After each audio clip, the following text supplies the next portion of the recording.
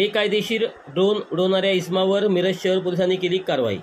मिरज येथील Wanless mission hospital उद्घाटन कार्यक्रमावेळी आरोपी प्रकाश पांडुरंग पाटील वय वर्ष 29, व्यवसाय फोटोग्राफर, राहणार कवठेकुलंद, तालुका तासगाव, जिल्हा सांगली याने माननीय जिल्हा दंडाधिकारी तथा जिल्हा अधिकारी सांगली यांनी सांगली जिल्हा स्थळ सीमा हद्दीमध्ये दिनांक 16/5/2025 ते 3/6/2025 या कालावधीत ड्रोन किंवा मानवरहित हवाई यंत्र उडवण्यास मनाई आदेश जारी केला असताना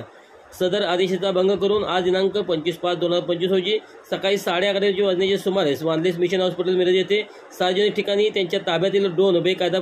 बिगर परवाना हवेत उडवत असताना बंदोबस्तातील मिरज शहर पोलीस स्टेशनकडील पोलिसांना मिळून आला।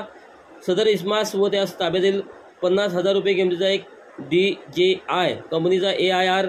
3 मॉडेलचा ड्रोन कॅमेरा पोलिसांनी जप्त केला असून बेकायदेशीर ड्रोन उडवणाऱ्या प्रकाश पाटील यांच्याविरुद्ध गुन्हा नोंद केला असून